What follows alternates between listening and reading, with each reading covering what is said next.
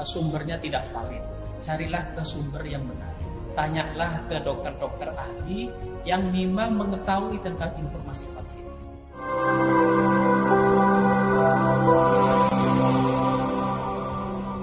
Bahwa dasar kegiatan hari ini adalah Peraturan Presiden Nomor 90 Tahun 2020 dan juga didasarkan atas surat edaran terakhir dari Menteri Kesehatan untuk melakukan percepatan vaksin pada tenaga kesehatan yang ditargetkan selesai lusa hari ini tanggal 31 Februari 2021. Tim Satgas pemerintah Kota Balikpapan mendukung sepenuhnya pelaksanaan vaksinasi COVID-19 di Kota Balikpapan. Kita sudah memulai dengan vaksinasi tenaga kesehatan dan mudah-mudahan bisa dilaksanakan. Terima kasih. Wassalamualaikum warahmatullahi wabarakatuh. Ini kan jawabannya sudah kenapa?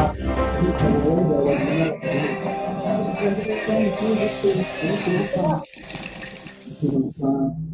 Halo teman-teman, saya Dr. Frederika dan selamat datang di Puskesmas Karangjati. Pada pandemi ini, segala sesuatunya menjadi online. Kami akan menceritakan bagaimana menjaga kesehatan mata di era ini. Pertama, gunakan gadget maksimal 2 jam dengan jarak mata dan layar 40-50 cm. 2. Jika mata menatap gadget lebih dari 2 jam secara terus-menerus, lakukan relaksasi mata. Dengan rumus 20-20-20. 20 menit menatap layar, 20 detik istirahatkan mata, pantang benda jarak 20 kaki atau 6 meter. Pastikan tangan bersih, lalu menggosok-gosok kedua telapak tangan. Letakkan hanya telapak tangan di kelopak mata yang dipejamkan atau dengan pijat pelan cukup tipis. Terima kasih, semoga bermanfaat. Untuk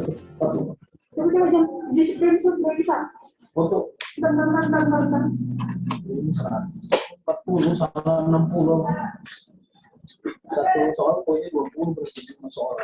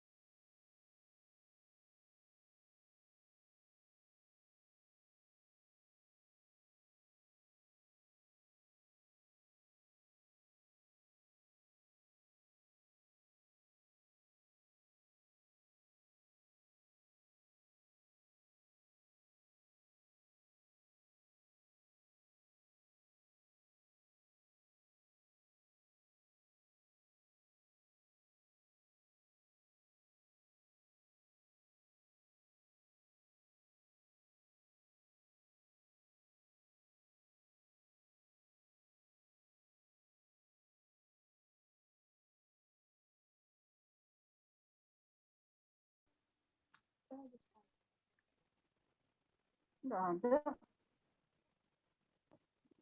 Ketinggalan. Itu sudah.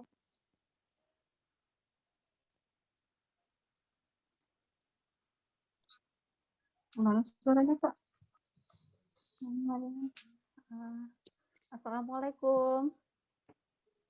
Bapak dan Ibu bisa mendengar suara saya dengan jelas? Bisa. Jelas ya, Bu ya? Bisa. Ya, baik. Bisa, Terima kasih. Ya. Ya, kita mulai ya, Bu ya, acaranya. Karena ini sudah hampir jam 1. Iya, silakan Bu Fatmi. Bismillahirrahmanirrahim. Assalamualaikum warahmatullahi wabarakatuh. Waalaikumsalam warahmatullahi wabarakatuh. Yang terhormat Bapak Lurah Karangjati beserta staf, yang terhormat Bapak Babinsa, Babin Kaptipnas Kelurahan Karangjati, yang terhormat Kepala Puskesmas Karangjati, yang terhormat Ibu PKK, LPM, Kepala Sekolah, Guru, Bapak dan Ibu Ketua RT, kader, Karang Taruna, dan segenap lintas sektor Kelurahan Karangjati. Puji dan syukur marilah Kita ucapkan kehadiran Allah Subhanahu wa Ta'ala, yang mana pada hari ini kita masih diberi kesehatan dan kesempatan sehingga kita dapat hadir dalam kegiatan pertemuan lintas sektor dengan tema sosialisasi vaksinasi COVID-19. Salawat dan salam marilah kita kirimkan buat Nabi besar Muhammad SAW beserta para sahabat. Mudah-mudahan kita mendapat syafaat di yaumil akhir. Amin, amin ya rabbal alamin. Bapak dan Ibu, yang kami hormati, mohon izin untuk membacakan susunan acara kita pada siang hari ini. Yang pertama, pembukaan yang sedang berlangsung. Yang kedua, doa. Yang ketiga, kata sambutan. Yang keempat, penyampaian materi. Yang kelima, tanya jawab, pengumuman dopres, dan penutup. Sebelum acara kita mulai, marilah sejenak kita berdoa menurut keyakinan masing-masing. Semoga acara ini diridhoi dan dimudahkan oleh Allah Subhanahu wa Ta'ala. Berdoa dimulai.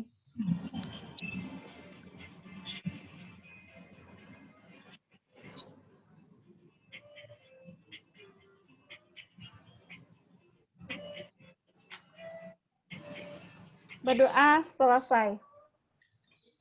Bapak dan Ibu yang kami hormati, selanjutnya kita dengarkan kata sambutan yang akan disampaikan oleh Bapak Lurah Karangjati kepada Bapak Guntar Gunawan. Dipersilakan.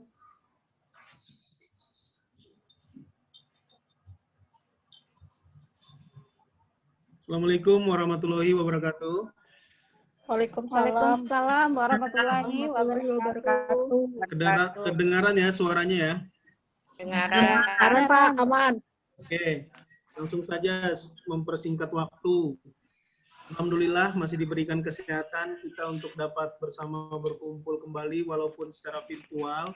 Yang terhormat Ketua TPPKK Kelurahan Karangjati, Pak Babinsa, Mas Suryadi, Pak Hari, Babin Kantipmas, Ketua-Ketua RT yang bergabung, Dr. Niken, Kepala Pimpus Karangjati, dan para hadirin hadirat yang tidak bisa saya sebutkan satu persatu. Alhamdulillah hari ini Pimpus Kelurahan Karangjati melakukan lokakarya mini secara virtual terkait sosialisasi vaksin COVID-19 Sinovac ya dalam hal ini ya. Saya rasa ini merupakan suatu terobosan secara virtual, walaupun secara virtual semoga apa yang disampaikan oleh Dr. Niken nanti atau dari narasumber dapat menjadi patokan dan standar kita untuk mengikuti kegiatan ini sampai ke depannya dan sampai berakhirnya kegiatan ini. Terima kasih kepada semua pihak, kelurahan, terkait sosialisasi ini saya rasa penting sekali bagi ketua-ketua RT untuk dapat memberikan informasi ini berkelanjutan kepada warganya nanti terkait bagaimana sih sebenarnya vaksinasi ini ke depannya apakah aman atau tidak aman, begitu. Saya rasa demikian sambutan dari saya, kurang lebihnya saya ucapkan terima kasih. Wabillahi taufik wal hidayah. Wassalamualaikum warahmatullahi wabarakatuh. Waalaikumsalam warahmatullahi wabarakatuh. Terima kasih kepada Bapak Lurah atas kata sambutannya. Bapak dan Ibu dimohon untuk mengisi link daftar hadir dan pretest yang sudah kami share di kolom chat. Untuk pretest 3 terbaik, tercepat, dan mengikuti kegiatan ini sampai akhir berhak mendapatkan door prize yang akan kita umumkan di akhir acara. Ya, berikutnya kita masuk acara penyampaian materi tentang sosialisasi vaksin COVID-19 yang akan dibawakan oleh moderator Uli Istining Diah Zaldi. Kepada Uli, kami serahkan untuk membantu acara ini.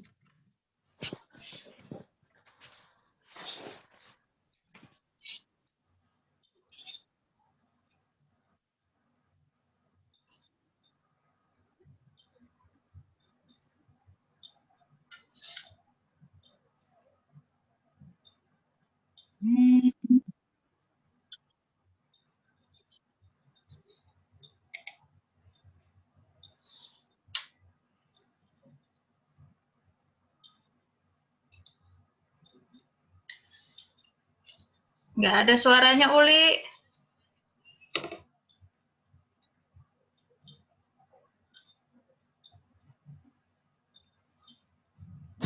Iya, ada gangguan di komputernya Uli. Ya, sebentar ya Bu ya, kita ganti.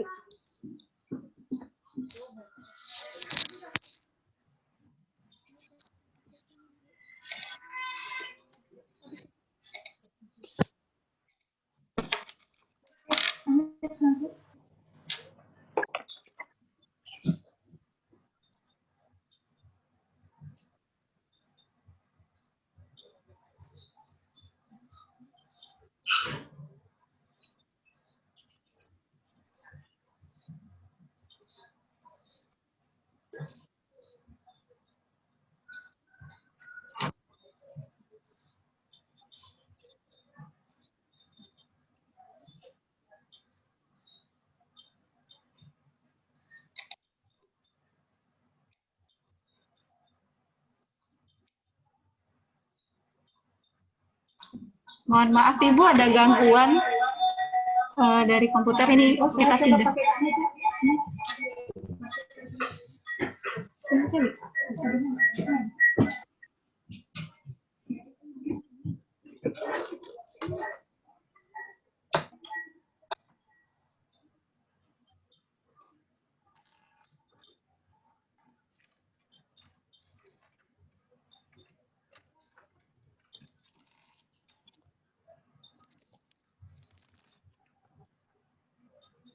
Baik, sudah bisa didengarkan Bu?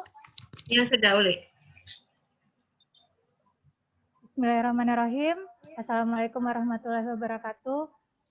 Selamat siang, salam sejahtera untuk kita semua. Terima kasih saya ucapkan atas kehadiran Bapak Ibu pada webinar hari ini. Semoga hari ini webinar dapat berjalan dengan lancar. Perkenalkan, saya Uli Istiningdia dari petugas Komkes dari Puskesmas Karangjati.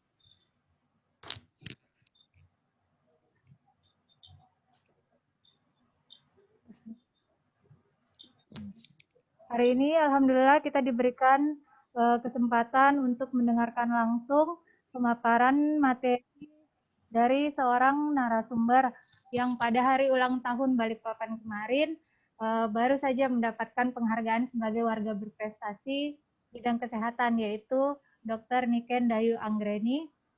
Beliau selaku pimpinan Puskesmas Karangjati.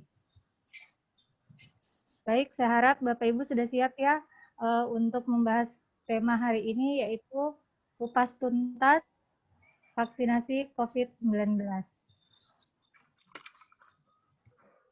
Sebelum masuk pada pembahasan materi, saya akan bacakan tata tertib dulu ya Pak, Bu.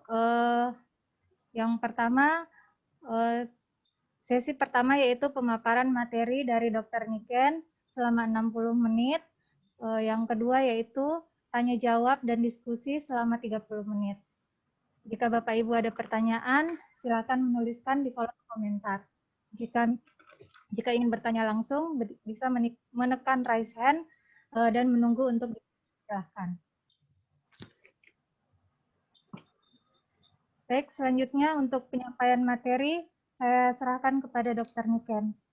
Silakan, Bu. Ya. Baik, Assalamualaikum warahmatullahi wabarakatuh. Suaranya kedengaran? Warahmatullahi wabarakatuh. Kedengaran, Bu Niken? Oh iya, baik, terima kasih. Terima kasih Bapak Lurah dan staf, Bapak Babinsa, Babin Kamtipmas, Ketua TPPKK, LPM, Karang Taruna, Ketua RT, kader, dan segenap undangan, kepala sekolah dan guru. Hari ini saya akan memberikan materi tentang sosialisasi vaksinasi COVID-19 yang sedianya akan segera dilaksanakan mulai akhir bulan ini. Kemungkinan minggu depan akan ada kedatangan vaksin tahap kedua dari Sinovac. Sasaran berikutnya setelah tenaga kesehatan selesai, nanti akan ada sasaran yaitu pelayan publik, dilanjutkan dengan lansia. Jadi lansia masyarakat kita juga akan menjadi sasaran pertama sebelum dilanjutkan lagi oleh seluruh masyarakat, yaitu masyarakat usia produktif. Ini saya tampilkan dulu ya.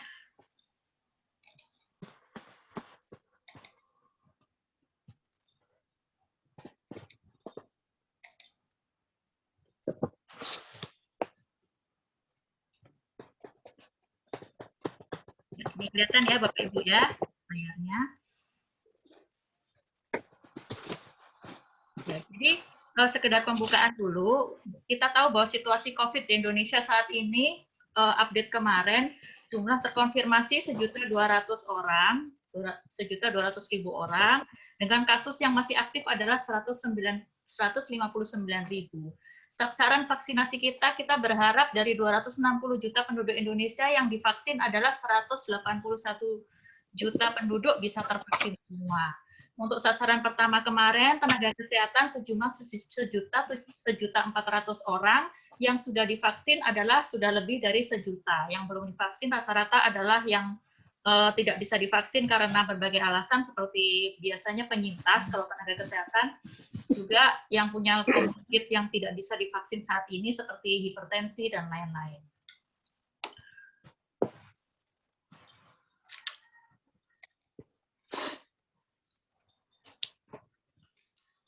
Ya, ini di Kalimantan ya. Jadi kalau Kalimantan Timur jumlah terkonfirmasinya sudah 49.000 dan kita tahu bahwa Balikpapan menduduki tempat tertinggi saat ini di Kalimantan dengan 11.000 kasus. Ini kasus di Balikpapan ya, sudah 11.700, di mana kasus aktifnya saat ini yang masih aktif, masih dalam perawatan maupun dalam isolasi mandiri di rumah-rumah, sejumlah 1.600 orang. Dari 1.600 orang itu yang dirawat di rumah sakit, ruang isolasi kita hanya 500. Jadi 1.000-nya adalah ada di masyarakat. Jadi termasuk juga di embarkasi, di Wisma, dan juga di wilayah-wilayah kita di rumah. Nah, kalau kita tahu di Karangjati sendiri, totalnya sejak tahun lalu sudah 237 kasus PCR dan antigen ya. Sekarang kita antigen juga termasuk dalam diagnosa konfirmasi COVID. Nah, dari 237 kasus ini, kita tahu bahwa 2020 kita hanya 96. Jadi justru yang sebagian besar tuh baru di 2 bulan ini, 82 tambah 59 kasus ini adalah ada di tahun ini. Padahal kita masih 2 bulan, tapi jumlahnya sudah jauh melebihi jumlah total di tahun 2020. Ya. Jadi memang kasusnya meningkat pesat lebih dari 5 kali lipat dari bulan Desember lalu. Sekarang kita mengenal dulu tentang apa itu vaksinasi, vaksin, imunisasi, imunitas. Saya jelaskan singkat aja. Kalau vaksinasi itu prosedur untuk memasukkan vaksin ke dalam tubuh. Sedangkan vaksin adalah barangnya. Barang yang gunanya untuk menstimulasi imunitas. Nah, bedanya dengan imunisasi. Kalau imunisasi adalah proses untuk membuat manusia terlindung dari penyakit. Prosesnya bisa lewat vaksinasi, bisa lewat kekebalan alamiah. Contohnya kalau kita terkena penyakit, sudah itu kita otomatis terimunisasi seperti itu. Imunitas ini adalah kekebalan tubuh melawan penyakit. Ya, tidak perlu kita terlalu memikirkan itu ya Ibu dan Bapak-bapak, mungkin terlalu rumit ya. Tapi asal kita tahu aja bahwa pembentukan kekebalan tubuh manusia ada 2 cara. Yang pertama secara alamiah, yaitu melalui menderita langsung penyakit. Jadi kalau kita kena COVID, tubuh kita secara alamiah akan membentuk antibodi untuk melawan penyakit tersebut supaya kalau nanti kena lagi kita sudah punya kekebalan. Tapi ada cara kedua, yaitu pembentukan kekebalan secara buatan melalui imunisasi. Nah, apa bedanya kekebalan alamiah melalui kena penyakit tadi dengan kekebalan buatan setelah vaksinasi? Kita bisa lihat di tabel berikut. Jadi kalau kekebalan alamiah, kita kena COVID ya, terpapar infeksi. Kita ada fase sakit. Nah, sakit ini bisa macam-macam ya, bisa tanpa gejala, bisa gejala ringan, bisa gejala sedang, berat, dan kritis sampai meninggal. Nah, setelah sembuh akan timbul imunitas, jadi suatu saat terpapar kembali kita tidak sakit. Ataupun kalau sakit gejalanya lebih ringan, seperti itu. Nah, bedanya dengan kekebalan buatan setelah vaksinasi, ini kita langsung divaksinasi, begitu kita divaksinasi, kita langsung dapat imunitas. Jadi suatu saat terpapar infeksi, kita tidak sakit. Nah, bedanya dengan yang atas, jadi kita melewati fase sakit. Untuk mendapat imunitas, kita tidak perlu sakit dulu untuk mendapat imunitas. Cukup dengan vaksinasi, kita langsung mendapat imunitas yang sama dengan orang yang habis terkena COVID. Seperti itu, Ibu-ibu, Bapak-bapak ya. Jadi, karena kalau kita menunggu sakit dulu supaya dapat imunitas, kita kan nggak tahu sakitnya ini judi ya, seperti judi, kita nggak tahu kita dapat yang mana. Apakah kita dapat yang tanpa gejala, ringan. Nah, kalau kita dapat yang berat, sampai meninggal kan kasihan sekali kalau saya seperti itu. Jadi tujuan vaksinasi itu seperti itu. Jadi kita tidak perlu sakit, tapi kita bisa mendapat kekebalan. Vaksin adalah alat yang paling efektif dalam mencegah penyakit menular karena dia melatih sistem kekebalan tubuh agar mampu memproduksi antibodi. Dan dia memberikan perlindungan yang sifatnya spesifik. Artinya, begitu divaksin, dia hanya kebal pada penyakit yang ditimbulkan sesuai dengan vaksin yang diterima.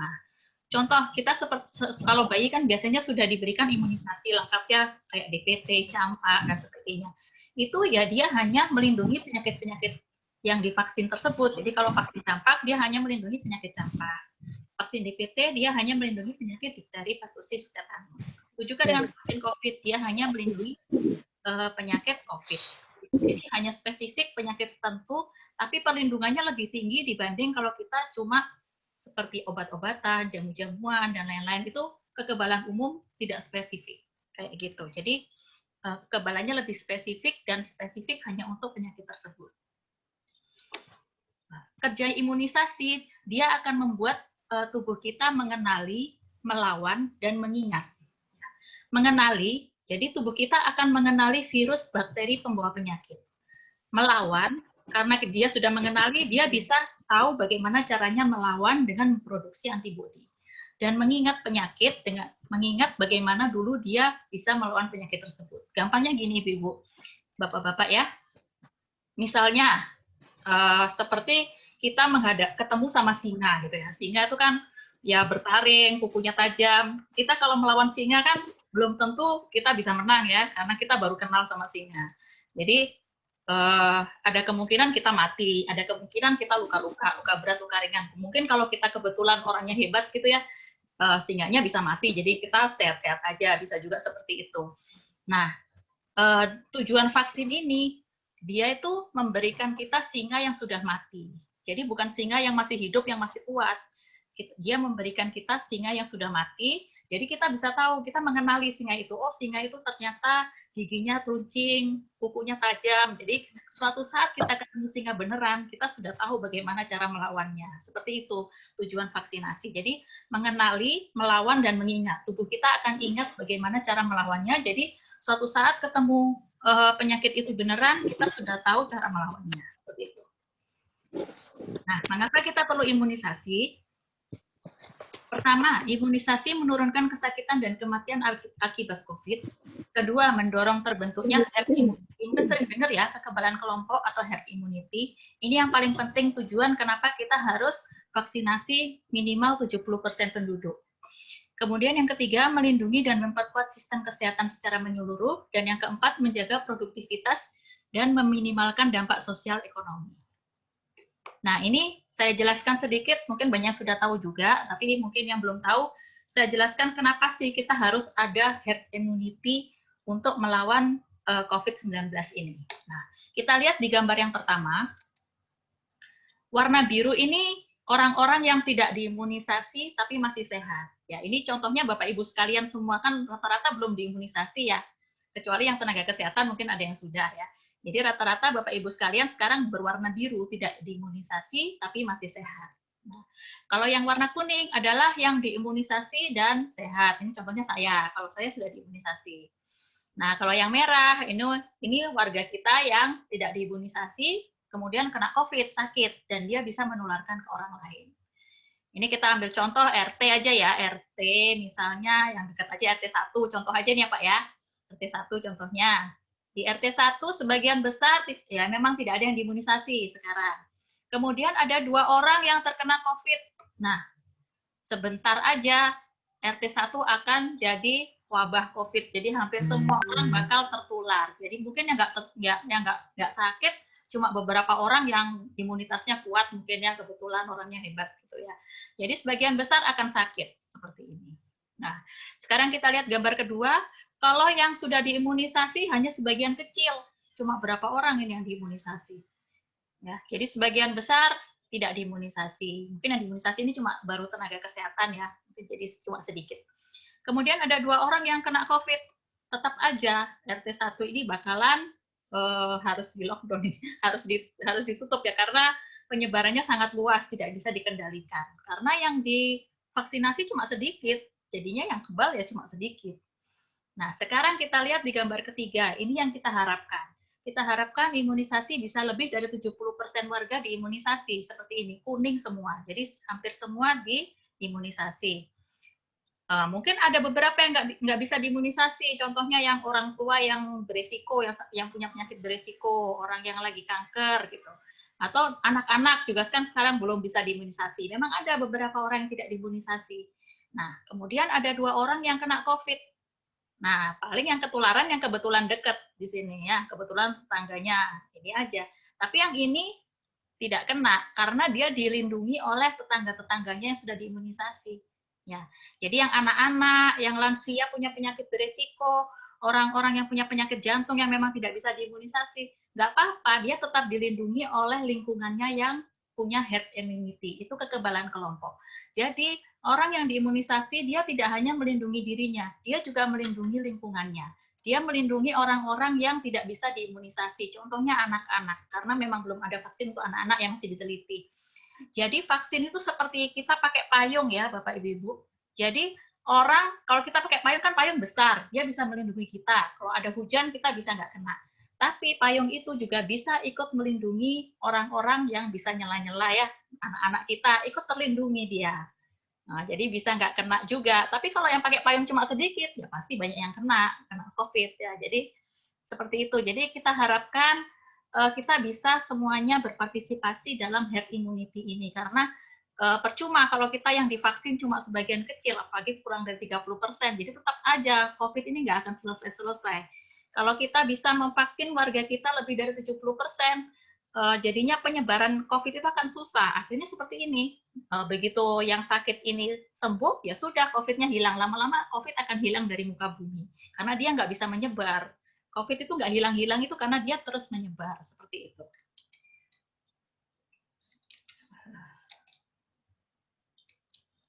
Ya, jadi herd immunity, bagaimana caranya? Makin banyak yang diimunisasi, makin banyak yang imunnya kuat, maka makin sedikit orang yang menularkan, makin banyak yang terhindar dari penyakit menular, dan orang-orang di sekitarnya walaupun tidak diimunisasi juga akan terlindungi dan terbentuklah kekebalan kelompok. Itu yang kita harapkan di Indonesia supaya COVID ini bisa hilang. Jadi harapan kita sekarang adalah vaksinasi. Karena sampai sekarang obat belum ada yang efektif.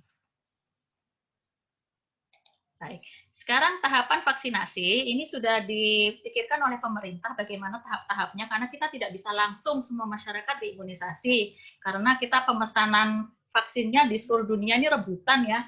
Jadi alhamdulillah sekali pemerintah kita bisa secure dose istilahnya apa ya, mengamankan dosis 181 juta masyarakat. Jadi sudah rebutan sama negara-negara lain ya. Tapi tetap aja harus ada gelombangnya karena tidak bisa maksimal. Jadi gelombang pertama 1,3 juta tenaga kesehatan, ini sudah ya.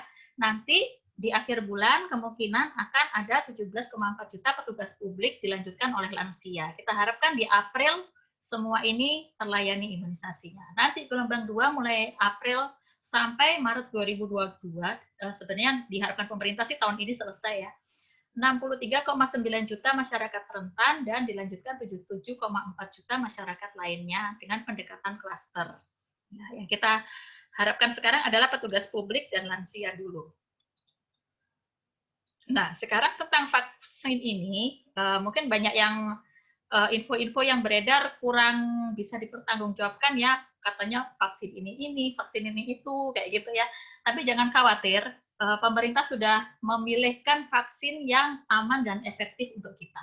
Vaksin itu selalu sebelum diberikan kepada masyarakat selalu melalui fase uji klinik yang ada 3 tahap. Jadi fase pertama menguji keamanan dan keampuhannya. Jadi tahu dosisnya seberapa sih yang paling aman, dosis seberapa sih yang bisa menimbulkan kekebalan antibodi yang efektif melawan COVID.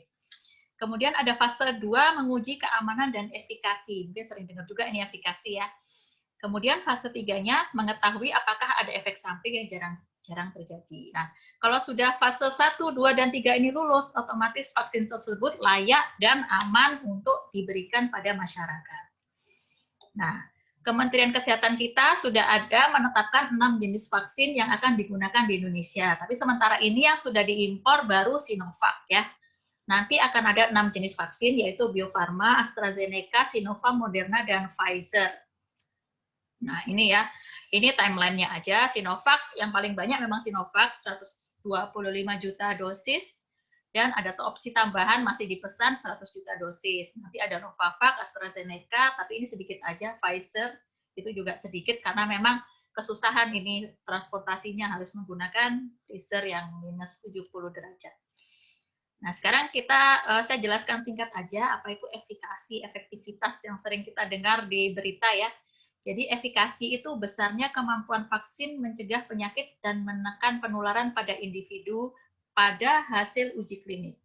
Kalau efektivitas, kemampuan vaksin mencegah penyakit pada lingkup masyarakat luas. Sekarang yang bisa dinilai baru efikasi, karena kita baru uji klinik. Sedangkan efektivitas ini bisa dinilainya kalau sudah beredar di masyarakat luas. Ini kan belum selesai juga.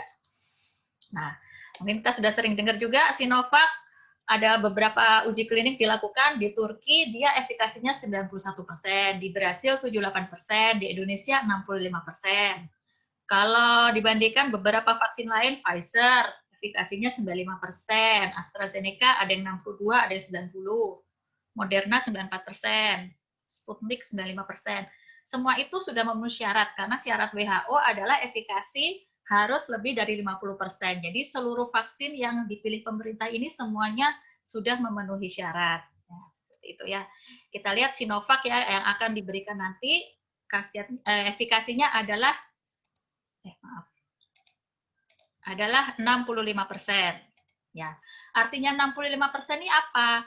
Artinya dari 100 orang yang diperiksa, gimana ya? Kemungkinan kita untuk tertular kalau misalnya kita tidak divaksin ya, itu akan 100%. Misalnya kita berdekatan dengan penderita COVID dan kita tidak pakai masker kayak gitu ya. Mungkin keluarga kita kan kita sering tidak sadar kalau keluarga kita ada yang terkena. Kalau kita berdekatan dengan keluarga kita tidak pakai masker, kemungkinan 100% kita akan tertular COVID. Tapi kalau kita sudah divaksin Sinovac dengan efikasi 65%, kemungkinan kita tertular COVID hanya 35%. Bandingkan dari 100% menjadi 35%, hanya sepertiganya kemungkinan kita terkena COVID itu. Jadi itu sudah bagus sekali ya. Jadi jangan dilihat angka 65% itu jelek. Mungkin kalau guru-guru ngelihat angka 65 itu jelek ya, seperti nilai ulangan 65 nggak lulus gitu ya. Jadi jangan dinilai begitu. Jadi angka di atas 50% itu sudah memenuhi syarat. Kita seringkali membandingkan dengan vaksin yang lain ya. Ini kok Pfizer 95%, kenapa kita nggak pakai Pfizer gitu ya. Tidak bisa dibandingkan seperti itu karena mereka standarnya berbeda, Bapak Ibu. Jadi maaf. Jadi Pfizer ini kenapa 95% dia memakai angka efikasi itu karena efikasi mereka cuma menghitung yang gejala berat. Jadi dari 100 orang hanya 5% yang mengalami 5% orang sehabis divaksin yang mengalami tertular COVID dengan gejala berat. Gitu. Jadi yang gejala ringan dan sedang tidak dia hitung. Jadi terang aja nilainya tinggi ya. Kalau Sinovac dia 65% karena dia juga menghitung gejala ringan sedang berat. Gitu. Jadi kalau dibandingkan ya tidak bisa dibandingkan karena mereka standarnya berbeda. Belum tentu Sinovac ini lebih jelek dari Pfizer ya. Jadi jangan dibandingkan dengan angka. Jadi dua-duanya benar, cuma standarnya beda. Gitu. Jadi 65% itu dia menghitungnya dari 100 orang yang divaksin yang tetap tertular dengan gejala ringan sedang berat itu 35 orang. Kalau Sinovac kayak begitu. Sedangkan kalau Pfizer 95% dari 100 orang yang divaksin hanya 5 orang yang gejala berat. Yang ringan dan sedang berapa? Tidak dipublikasikan gitu. Jadi mungkin aja sebenarnya angkanya sama gitu ya. Jadi jangan terlalu ragu. Kita kadang ada masyarakat kita karakternya itu ragu dengan buatan Cina ya, banyak palsunya apa gimana enggak ya. Jadi ini sudah memenuhi syarat. Ini sudah vaksin yang paling pas untuk masyarakat Indonesia. Coba kita lihat di sini. Pfizer, Moderna. Dia tuh penyimpanannya harus minus 70 derajat. Yang Moderna harus minus 20 derajat. Bagaimana caranya? Sementara kulkas vaksin di seluruh puskesmas di Indonesia itu cuma 2-8 derajat. Jadi nggak bisa dikirim ke pulau-pulau. Paling kalau kita mengimpor Pfizer cuma sampai di Jakarta. Nggak akan bisa dikirim ke tempat-tempat, apalagi ke puskesmas Karangjati, harus berapa kali transport itu. Jadi tidak mungkin gitu. Jadi lebih aman kalau kita memakai penyimpanan vaksin yang sesuai dengan kondisi masyarakat Indonesia, yaitu Sinovac ini. Jadi regular temperatur. Tuh. Baik. Sebentar. Ya. Sekarang keunggulan vaksin Sinovac. Nah, ini keunggulannya. Dia itu lebih aman. Kita baca ya.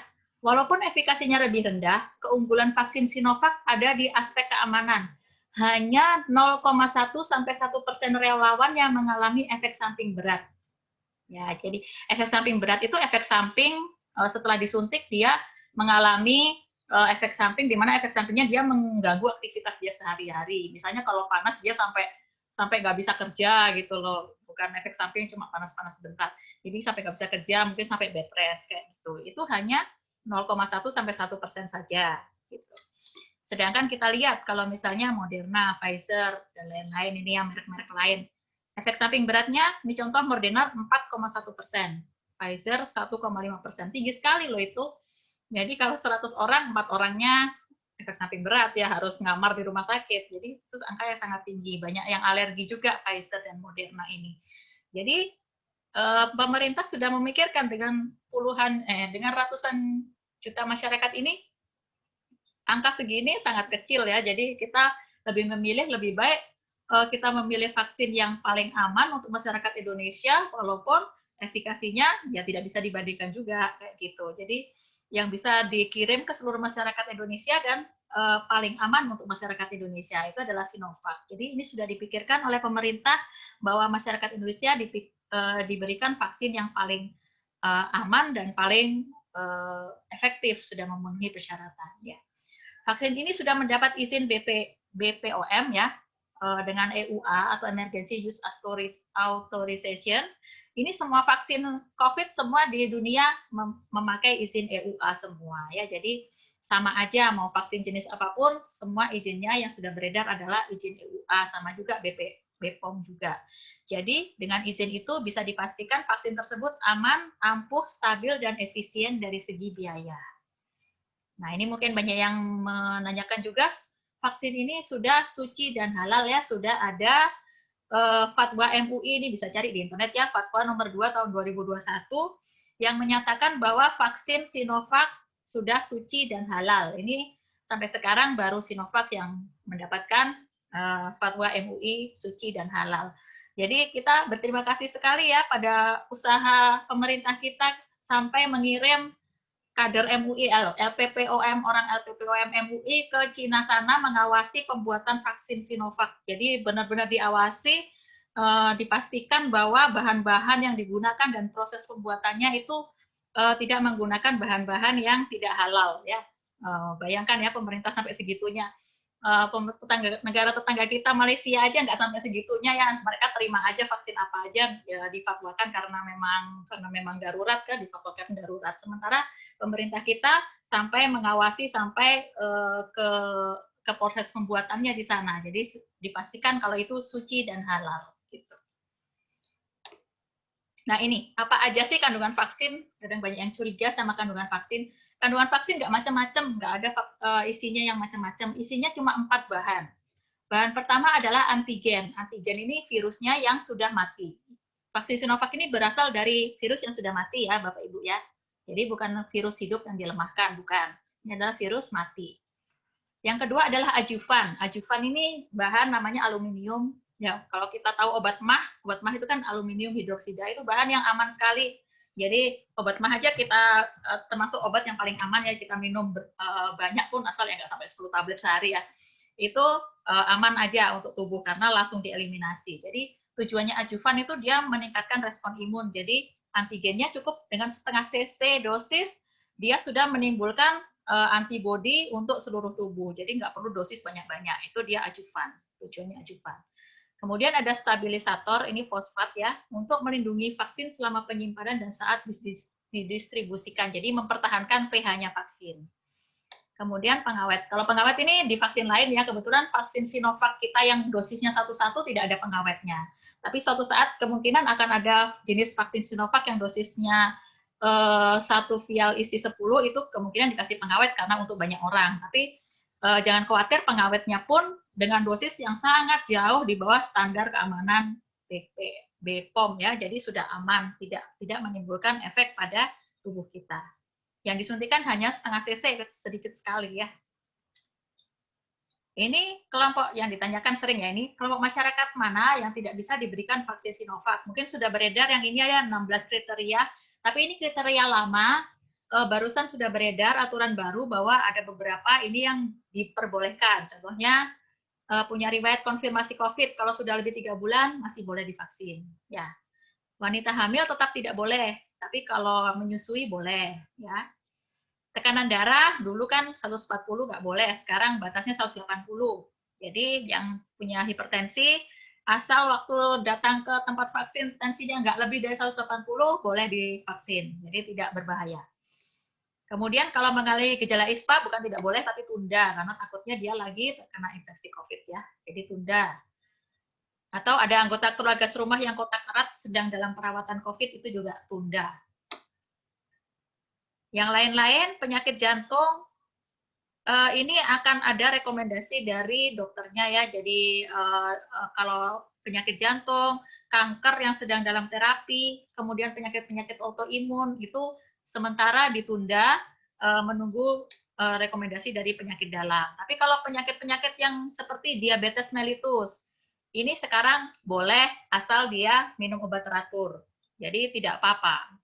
HIV juga tidak apa-apa kalau dia minum obat teratur. Jadi tidak ada kontraindikasi untuk HIV. Kemudian kalau punya penyakit paru, asma, PPOK, TBC. TBC kalau dia sudah dalam pengobatan lebih dari 2 minggu boleh divaksin.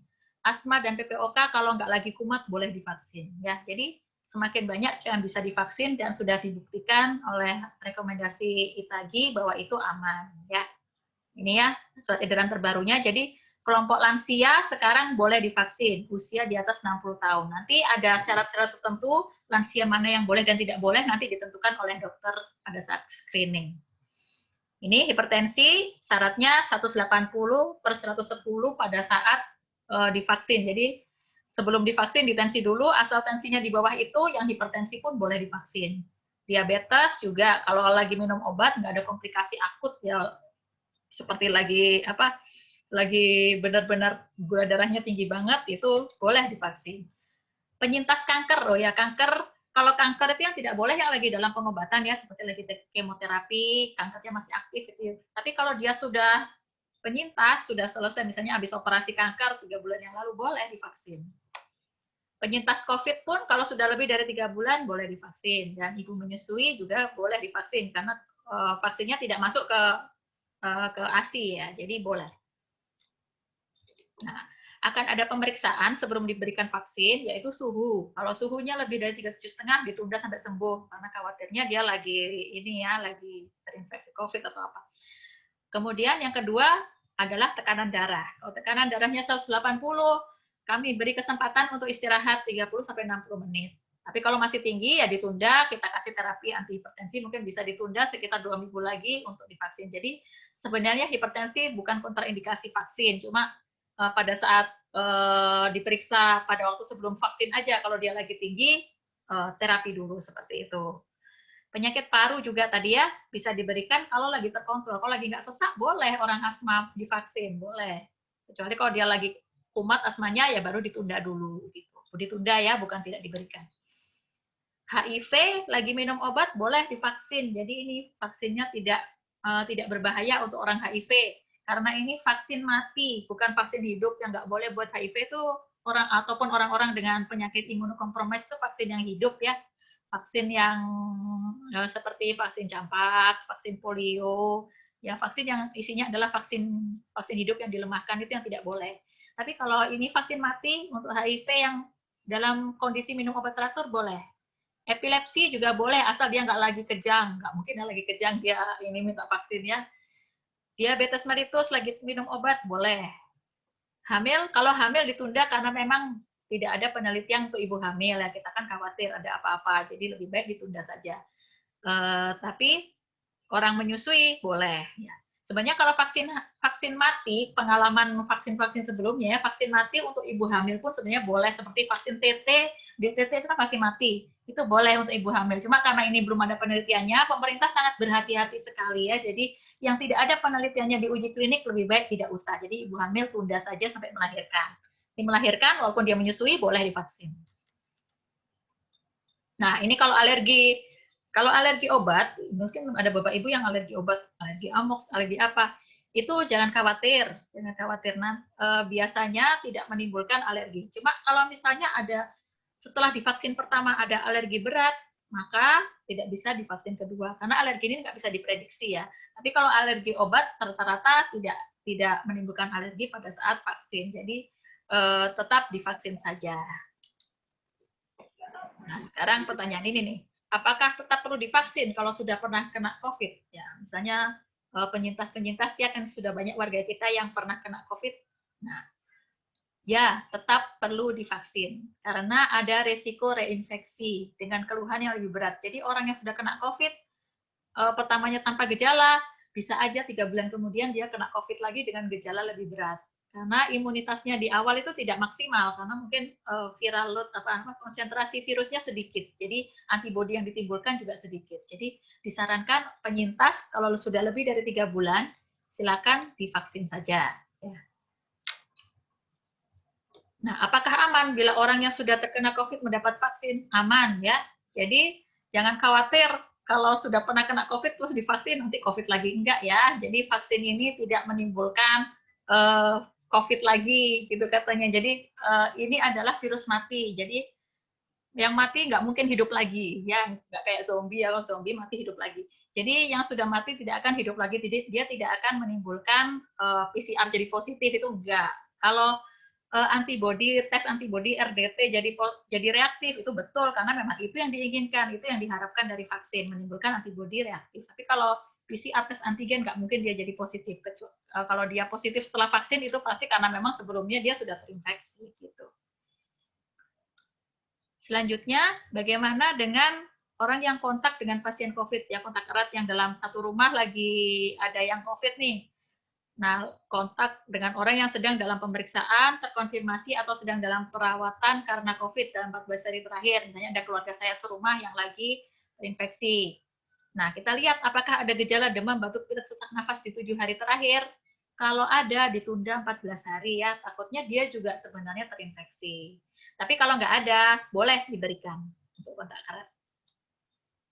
Nah, ini yang tidak boleh ya, jadi penyakit lain. Bukan tidak boleh, ditunda menunggu rekomendasi dokter spesialis.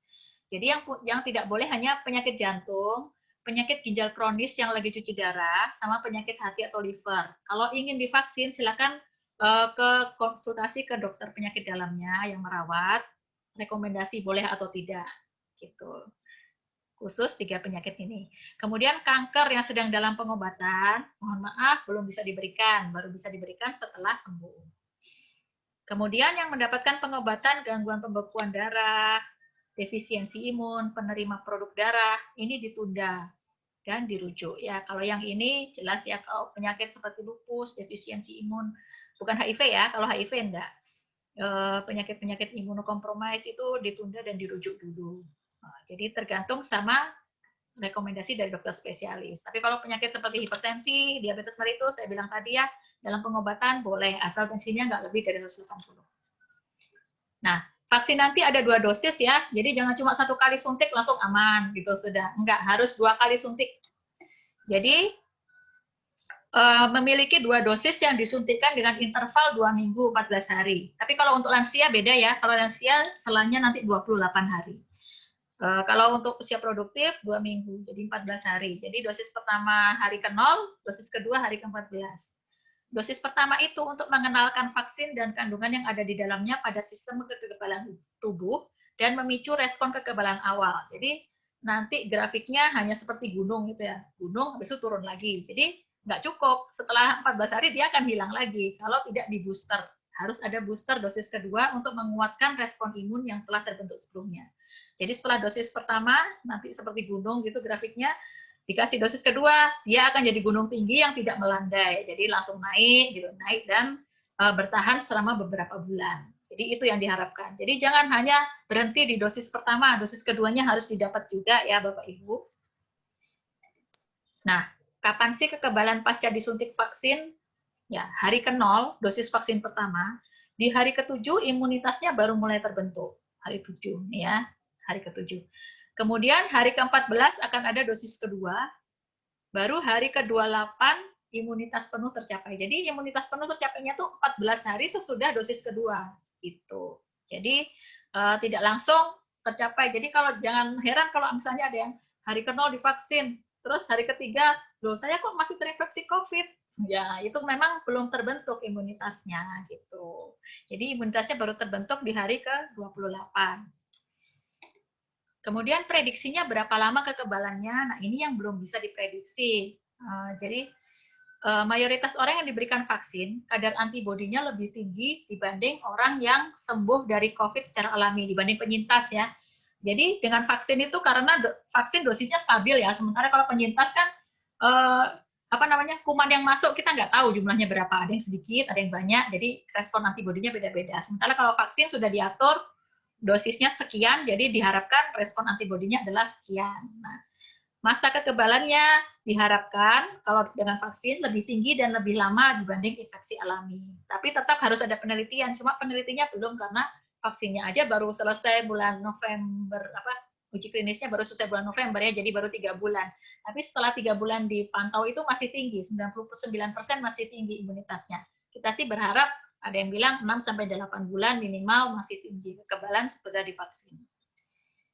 Nah ini ya, belum diketahui pasti Sinovac ini kekebalannya berapa lama, tapi 99% orang yang disuntik Sinovac masih kebal terhadap COVID hingga 3 bulan. Karena ini baru 3 bulan memang ya Sinovacnya dikeluarkan.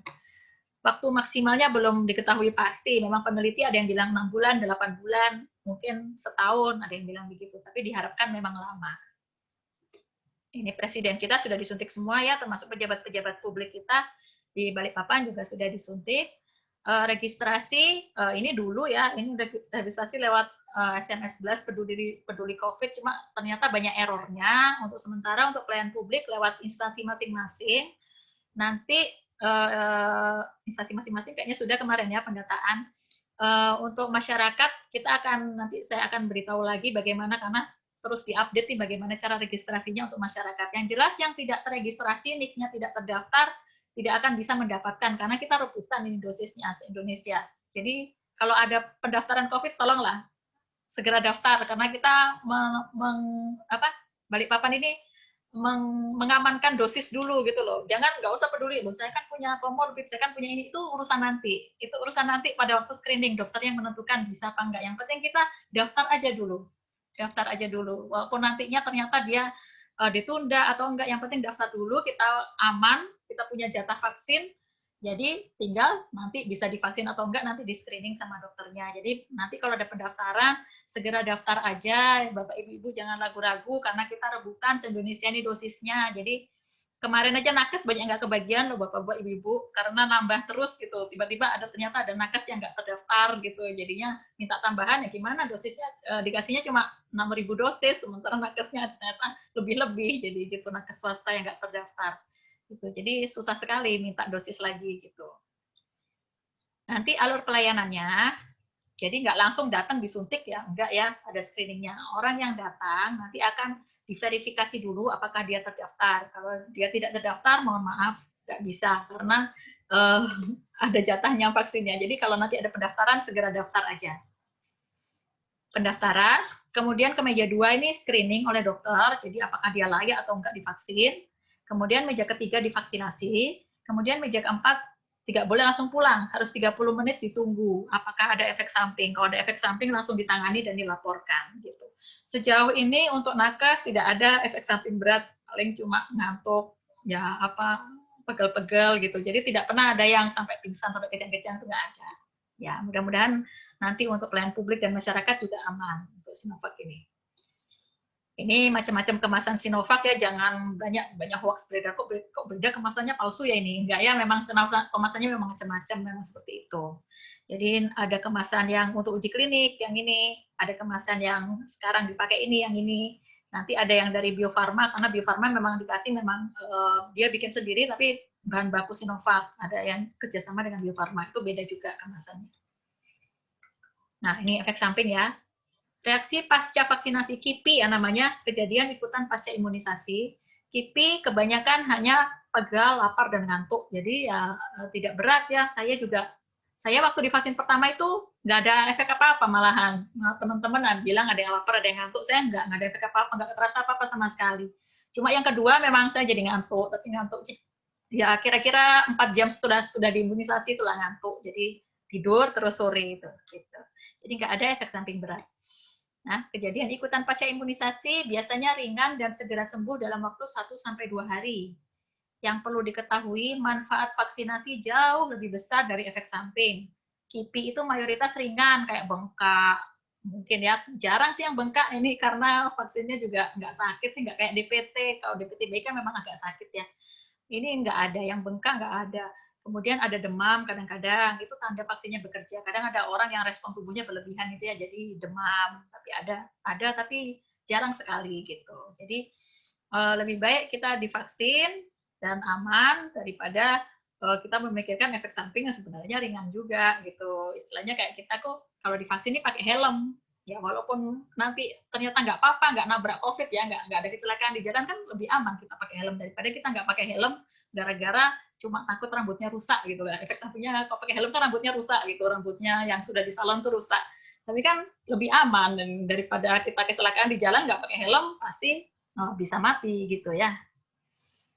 Ya, kalau ada KIPI, kalau misalnya ternyata kita berdoa mudah-mudahan nggak ada KIPI ya. Kalau ada KIPI, kejadian ikutan pasca imunisasi, masyarakat segera lapor aja, jangan khawatir akan ada pelacakan, analisis kejadian dan tindak lanjut kasus, dan kalau misalnya sampai berat itu perawatannya semua ditanggung oleh pemerintah. Jadi pemerintah sudah bertanggung jawab pada vaksin ini, sudah memberikan vaksin yang aman, tentunya bertanggung jawab pada keamanannya. Jadi kalau ada kasus, jangan ragu-ragu untuk segera lapor, kita akan tidak lanjuti. Dan kalau ada perawatan juga akan ditanggung oleh pemerintah. Nah, ini pertanyaan, sudah divaksin kok bisa positif COVID? Nah, jadi vaksin COVID tadi dijelaskan sudah ya, membutuhkan 2 kali dosis penyuntikan dan perlu 1 bulan untuk ciptakan imunitas. Suntikan pertama memicu respon, suntikan kedua menguatkan respon yang terbentuk. Dan butuh waktu 14-28 hari setelah penyuntikan kedua untuk membangun jumlah antibodi. Jadi bukan sekarang disuntik, besok langsung kebal, enggak. Kemudian vaksin ini berisi virus mati, jadi hampir tidak mungkin menyebabkan seorang terinfeksi. Jadi yang mati tidak bisa hidup lagi ya, tidak mungkin gara-gara vaksin kita jadi COVID. Bila seseorang dinyatakan positif, artinya sudah terpapar virus tapi tidak menunjukkan gejala. Mungkin sesudah divaksin, dia sudah COVID sebenarnya, tapi sudah divaksin 5 hari kemudian baru timbul gejala. Bukan karena vaksinnya, tapi memang dia sudah terinfeksi duluan. Ya, yang diharapkan pasca vaksinasi adalah tes antibodi reaktif. Jadi kalau sudah divaksin, ada yang iseng-iseng tes, loh kok saya jadi reaktif? Ya memang karena vaksinnya, gitu. Emang itu yang diharapkan. Jadi bukan berarti dia terinfeksi COVID, bukan. Nah, ini yang kita tunggu-tunggu ya, nanti akan ada vaksin merah putih, itu vaksin yang dikembangkan berbasis virus COVID yang beredar di Indonesia. Jadi, strain-strain virusnya adalah strain-strain yang banyak beredar di masyarakat, jadi lebih spesifik dan tentunya kita harapkan lebih efektif buat masyarakat Indonesia. Sudah lagi dikembangkan, cuma kan nggak bisa cepat, ini baru dikembangkan bulan Maret-April kandidatnya, nanti mungkin selesainya tahun 2022.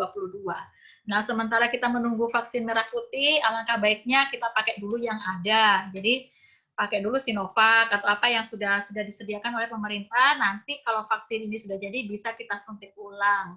Dan insya Allah ini juga dianggarkan oleh pemerintah, ya. Gitu. Jadi, nggak usah menunggu-nunggu vaksin yang paling bagus. Yang paling bagus adalah vaksin yang sudah datang. Jadi, secepat mungkin kita tanggulangi pandemi ini. Nggak usah pilih-pilih vaksin, pilihlah vaksin yang sudah disediakan oleh pemerintah. Gitu. Nah, ingat ya, kalau sudah divaksin, dia tidak 100% mencegah COVID. Dia hanya mencegah penyakit kita jatuh ke penyakit yang sedang, gejala sedang sampai berat. Seperti tadi saya jelaskan ya, 65% efikasi Sinovac, 35%-nya itu timbul gejala sedang dan berat. Gitu. Jadi masih ada kemungkinan kita tertular. Gitu. Jadi tidak 100% mencegah. Tapi kalau kita tidak sama sekali, kita bisa terkena 35% yang gejala sedang dan berat. Makanya kita tetap, walaupun sudah divaksin, tetap harus protokol kesehatan. 5M ya sekarang, 5M. kita harus juga ikut mensukseskan program vaksinasi. Jangan cuma kita sendiri yang divaksin. Kalau lingkungan kita nggak divaksin, sama saja anak kita nggak terlindungi ya. Tadi seperti saya jelaskan di konsep herd immunity. Kemudian lawan dan perangi hoax. Nah ini banyak hoax ya, kita selain melawan melawan COVID juga melawan hoax ini jadinya. Jadi adanya program vaksinasi tidak menghilangkan kewajiban menjalankan protokol kesehatan karena untuk mencapai herd immunity perlu waktu yang lama karena divaksin ini kan bisa sampai tahun depan rencananya. Jadi kita harapkan jangan sampai kendor protokol kesehatannya sampai herd immunity tercapai dan kasusnya melandai turun. Nah ini hoax ini banyak sekali ya, ratusan. Jadi saya kewalahan menjawab satu-satu kalau ada yang japri, benar nggak sih dok ini, benar nggak sih dok itu, gitu. Susah sekali karena itu ratusan sekali hoaxnya. Kalau Bapak Ibu ingin mengkonfirmasi itu hoax atau fakta, ini ada cara yang sudah diberikan. Bisa pakai chatbot ini, bisa buka situs ini, tapi yang paling gampang ini sih, SID Info Vaksin.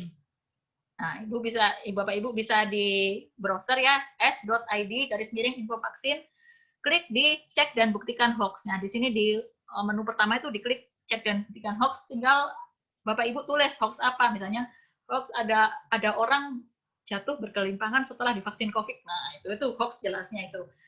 Tinggal diklik aja nanti keluar penjelasannya di sini. Hoax ini penjelasannya begini-begini, ternyata itu berita lain gitu, berita lain yang dihubung-hubungkan dengan ini kayak gitu. Seperti ada orang berjatuhan gara-gara diinfeksi, gara-gara setelah divaksin COVID. Nggak mungkin lah, yang baru divaksin kan baru nakes, itu dari berita dari mana itu ya gitu kan. Jadi silakan kalau ada berita-berita yang butuh klarifikasi tinggal ketik di sini, ketik beritanya apa, kata kuncinya aja sembarang apa, ada penjelasannya semua di sini. Nah ini saya jelaskan 6 saja hoax ya, 6 saja. Sebenarnya ada ratusan, tapi nggak mungkin kita bahas satu-satu. 6 yang paling sering ada ya. Banyak pesan berantai beredar mengklaim vaksin Sinovac untuk kelinci percobaan, tidak halal, mengandung virus hidup dilemahkan, mengandung bahan dasar berbahaya, tidak ada jaminan tidak tertular setelah vaksin, kemudian tidak ada kompensasi kalau ada efek sampingnya. Saya jelaskan sedikit. Untuk kelinci percobaan ini karena dibilang, ini tadi label vaksinnya ada tulisan only for clinical trial. Ya, memang betul itu ada. Tadi kan sudah saya jelaskan ada 3 macam labelnya Sinovac ya. Jadi memang ada 3 jenis label, yang ini memang only for clinical trial. Tapi yang disuntikkan nanti bukan yang ini ya, yang sudah jadi. Isinya memang sama, tapi sudah ada izin BPOM-nya. Jadi sudah terjamin keamanan dan kemanjurannya. Kemudian apakah tidak halal? Nah, ini kan sudah ada fatwa MUI ya. Jadi MUI itu terdiri dari ulama-ulama besar dari semua aliran, dan mereka itu ulama-ulama itu jelas sudah belajar ke Mesir, ke Arab ya, ke tempat-tempat yang jelas ilmu mereka tuh jauh lebih tinggi daripada kita. Jadi kalau mereka sudah bilang itu halal, kenapa kita mempertanyakan ya? Tapi saya jelaskan sedikit aja. Ada yang meragukan kehalalannya karena dibilang mengandung sel vero. Ada di sini ya. Sel vero. Nah, jadi vaksin Sinovac diproduksi menggunakan sel vero yang dibiakkan dari sel kera hijau Afrika. Sel vero ini sudah digunakan untuk produksi berbagai jenis vaksin selama 40 tahun. Jadi sel vero ini hanya media tanam, ya. Jadi media tanamnya vaksin. Jadi untuk mengembangbiakkan vaksin menggunakan media sel vero. Jadi bukan ada kera-kera banyak dibunuhin terus dibuat vaksin, enggak ya, itu selnya sudah bertahun, umurnya sudah 40 tahun. Enggak ada kera yang dibunuh, keranya sudah 40 tahun yang lalu ya. Dan sel vero ini hanya bersifat sebagai media tanam. Jadi istilahnya kalau kita nanam padi misalnya ya, nanam padi itu kan di tanah. Nah, sel vero itu tanahnya gitu. Jadi tanahnya. Jadi yang kita panen nanti ya padinya. Jadi tanahnya itu haram apa halal? Kalau misalnya tanahnya padi, kemudian ada anjing kencing di situ, kemudian apakah padinya jadi haram? Kan tidak. Jadi itu hanya media tanam. Kemudian nanti dikeluarkan, selnya dikeluarkan, padinya dipanen istilahnya ya, selnya dikeluarkan, padinya dipanen, dan sudah dimurnikan, jadi tidak ada mengandung sel vero tadi yang merupakan media tanam. Jadi sudah suci dan sudah halal. Tidak ada mengandung sel vero lagi, itu hanya media tanam di awal. Sudah melalui proses yang panjang sekali seperti itu. Nah, Ini ketiga, katanya mengandung virus yang dilemahkan, nanti malah jadi hidup lagi, terus jadi COVID. Ya, tidak benar ya. Jadi Sinovac ini vaksin mati ya, bukan vaksin hidup yang dilemahkan. Jadi tidak akan membuat kita sakit. Itu adalah vaksin mati, hanya untuk memperkenalkan, seperti konsep singa tadi ya. Ini adalah singa mati, diperkenalkan, oh ini loh singa, jadi saat kita ketemu singa hidup, kita tahu cara melawannya. Kemudian dibilang mengandung bahan berbahaya, tidak benar. Ya, hanya ada 4 bahan Sinovac. Tadi sudah saya jelaskan. Yang pertama antigen virusnya, yang kedua aluminium sebagai ajuvan, yang ketiga ini menjaga keasaman, yang keempat adalah NaCl, ini cairan, garam dapur ya, cairan NaCl supaya vaksinnya sifatnya isotonik. Jadi isotonik itu artinya kalau disuntik nanti nggak sakit karena seperti air gitu, jadi nggak sakit. Gitu. Jadi hanya itu aja, nggak ada bahan-bahan lain, nggak ada bahan formalin atau apa yang dibilang itu ya. Yang kelima, tidak ada jaminan atau tertular setelah divaksin. Betul, kalau itu memang betul. Tidak ada vaksin yang menjamin 100%. Tapi dibanding kita sama sekali tidak divaksin, kita bisa 3 kali lipat terkena infeksi COVID. Tadi kita bilang ya 65% efikasi. Berarti kalau kita ketemu orang COVID tanpa masker, kita bisa 100% tertular. Sedangkan kalau sudah divaksin, kita hanya 35% kemungkinannya. Jadi sepertiga itu jumlah yang cukup tinggi ya, cukup lumayan dibanding kita harus menginap di ICU ya. Kemudian tidak ada kompensasi kalau ada efek samping, tidak benar ya. Ini sudah ada peraturannya di Peraturan Menteri Kesehatan nomor 84 2020 bahwa pemerintah memantau kejadian ikutan pasca vaksinasi. Apapun KIPI akan dipantau pemerintah. Dirubah. Ini juga banyak yang beredar apa? WA itu ya, broadcast katanya ada fenomena ADE, itu tidak ada ya. Katanya ADE ini kalau divaksin, nanti kalau kena COVID malah efeknya jadi lebih berat. Itu tidak benar. Tidak ada fenomena ADE ini pada vaksin COVID, sudah diteliti. Nah, kemudian vaksin ini gratis ya. Jangan tanya, bisa pakai BPJS. Nggak perlu BPJS pun, pokoknya warga Indonesia punya KTP gratis. Ya, jadi sudah disiapkan oleh pemerintah untuk seluruh rakyat gratis, nggak usah bayar. Ya, gratis bukan berarti murah. Jadi satu vaksin ini harganya 200.000 tapi dibayar oleh pemerintah ya, gratis tapi tidak murah gitu. Kemudian ada buku saku info vaksin, kalau masih mau tanya-tanya bisa di-download di tadi ya, SID info vaksin, ada bukunya, sudah ada cara bertanya hoax-nya gitu. Di situ sudah bisa gitu. Ya, ini kalau saya sudah divaksin, ini saya ya. Saya sudah divaksin 2 kali. Nanti kalau sudah divaksin, Bapak Ibu akan mendapatkan sertifikat vaksin seperti ini. Sertifikat vaksin pertama, ini sertifikat vaksin kedua. Tapi kita belum tahu ya nunggu regulasi ini gunanya sertifikat ini apa ya. Mungkin buat kenang-kenangan aja. Kita nunggu regulasi pemerintah ini apakah ada berguna sesuatu. Tapi ya kita nggak usah terlalu memikirkan apa ya. Yang penting vaksin ini adalah gunanya untuk kesehatan kita, kesehatan lingkungan kita, memenuhi herd immunity untuk lingkungan kita. Jadi kita kontribusi untuk herd immunity di lingkungan kita, lindungi anak-anak kita dengan kita ikut serta dalam vaksinasi COVID-19. Baik, itu aja yang bisa saya sampaikan. Saya kembalikan ke moderator, Mbak Uli, silakan. Pak, kalau ini kira-kira berapa ya? Itu level aja itu tergantungannya modelnya. Kalau steroid mahal, kalau kalpanis kayak kalpanis itu. Itu kayaknya kalpanis ada modelnya itu. Itu ukurannya loh. Nah, ini anaknya lagi tidur masalah ini. Itu kan ukurannya. Uli.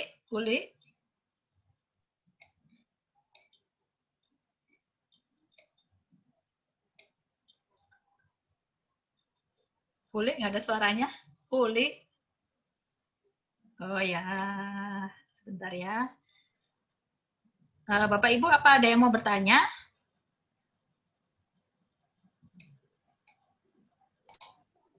Baik, terima kasih Bu, sudah dengar suara saya? Oh iya, sudah Uli. Maaf Bu, ada sedikit masalah.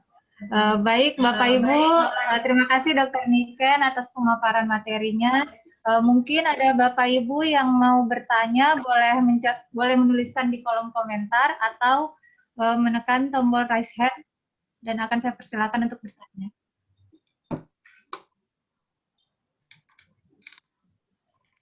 Itu sudah ada yang raise hand, Mbak Uli. Mungkin Ibu Leha. Ya. Ibu Leha, silahkan Bu, boleh dinyalakan mikrofonnya untuk bertanya. Kalau seandainya dia punya penyakit bawaan, terus dia di Sinovac, Dok, apa ada efek juga dia? Itu aja, Dok, makasih. Ya, terima kasih Bu Leha. Jadi baik, penyakit bawaan ini penyakit bawaan apa ya? Kalau misalnya tidak ada dalam daftar-daftar screening itu boleh. Jadi misalnya cacat bawaan mungkin dari lahir ada penyakit seperti apa ya? Ya penyakit bawaan lah ya. Kalau misalnya dia tidak ada dalam kategori dalam 16 form screening itu masih boleh divaksin. Jadi silakan didaftarkan aja. Tapi kalau penyakit bawaannya berhubungan dengan penyakit imunokompromis, misalnya penyakit seperti apa namanya, seperti lupus, seperti apa namanya, ya penyakit yang mengganggu sistem imun, nah itu akan diminta rekomendasi dulu dari dokter penyakit dalam. Tapi sebenarnya vaksin ini secara umum aman ya. Jadi walaupun disuntikan pada orang yang seperti orang HIV aja, HIV kan kekebalan tubuhnya rendah ya, walaupun dia disuntikkan, ya dia itu tidak menimbulkan efek yang buruk. Jadi efeknya sama aja dengan orang sehat yang disuntikkan. Cuma tidak kita anjurkan disuntikkan pada orang yang imunokompromis. Itu kan imunokompromis itu artinya kekebalan tubuhnya lagi turun. Jadi kalau disuntik oleh vaksin Sinovac ditakutkan tidak efektif, jadi tidak menimbulkan kekebalan. Jadi percuma aja divaksin seperti itu. Jadi tidak dianjurkan diberikan karena ya kita menjaga ini juga sih, sayang vaksinnya ya, lebih baik vaksinnya diberikan ke orang yang lebih sehat seperti itu. Jadi sebenarnya tidak menimbulkan efek yang berbahaya, cuma kita sarankan untuk yang penyakit bawaannya berupa penyakit imunokompromis, contohnya lupus, kita minta dulu rekomendasi dari penyakit dalamnya, apakah titernya masih tinggi. Kalau titernya tinggi tetap bisa divaksin karena diharapkan dia tetap bisa merespon kekebalan. Tapi kalau titernya rendah lebih baik tidak divaksin karena percuma seperti itu. Oke, Dok. Baik Bu, masih ada yang mau ditanyakan? Sudah jelas Bu? Jelas, Mbak. Oh iya, baik. Selanjutnya ke Ibu Eka Wijaya. Silakan Bu, dinyalakan mikrofonnya.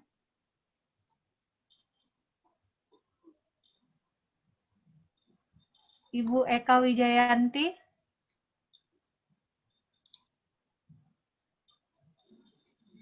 Baik, selanjutnya saya alihkan dulu ke Ibu Desi. Silakan Bu. Assalamualaikum. Waalaikumsalam. Sudah kan Mbak? Mbak, ini kan Sinovac lansia sudah bisa untuk lansia. Nah, gimana kalau lansia itu tetap menolak?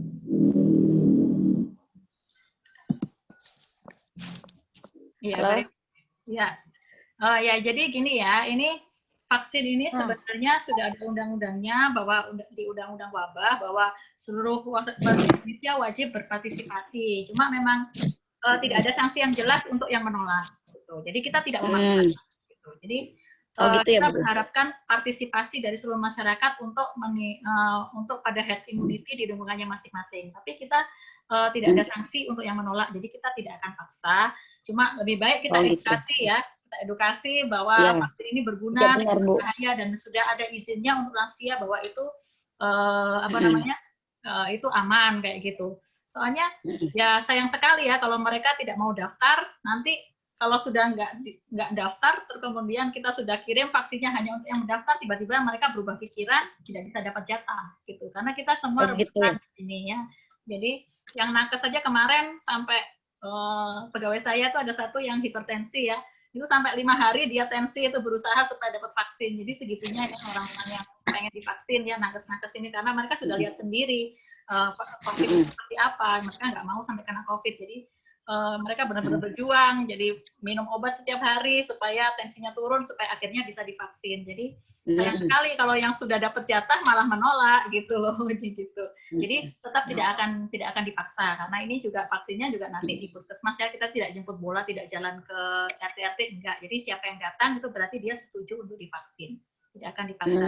Sebaiknya yang menolak kita edukasi dulu, mungkin dia menolaknya karena apa, siapa tahu dia makan hoax atau menolaknya karena informasi-informasi yang tidak benar gitu. Sayang sekali kalau dia menolak.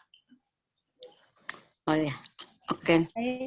Sudah jelas Bu, ada lagi yang mau ditanyakan? Lagi. Sudah jelas Bu Desi? Iya Mbak, makasih. Ini mau tanya lagi bisa kan Mbak? Oh iya, silakan. Kalau yang udah pernah positif kan Mbak, itu jangkanya berapa bisa untuk divaksin Mbak? Jangka waktunya untuk vaksin. Silakan Mbak. Oh iya, baik. Jadi kalau sudah penyintas, sudah pernah divaksin, itu jaraknya 3 bulan sejak dia dinyatakan sembuh ya. Jadi kalau misalnya dia isolasi mandiri di rumah, kan biasanya 10 sampai 14 hari. Nah, setelah 14 hari, kemudian dihitung dari 3 bulan setelah hari ke-14 itu dia bisa masuk dalam daftar vaksin. Cuma memang karena pendaftaran vaksin ini kan kita utamakan yang sehat dulu. Jadi penyintasnya mungkin mendaftarnya belakangan. Jadi mungkin dia dapat jatahnya yang belakangan juga gitu. Tapi dia tetap boleh divaksin. Jangan jarak minimal 3 bulan gitu. Oh, jarak ke 3 bulan ya? Iya. Oke. Terima kasih infonya ya Bu ya. Iya, baik. Terima kasih Dok. Selanjutnya ke RT 1 Karangjati. Maaf, silakan Pak. Yang mana ya? Dokter dulu.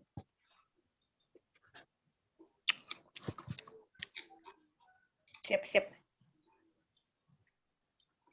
Baik, masih ada pertanyaan Bu, Pak? Gani mana Pak Gani?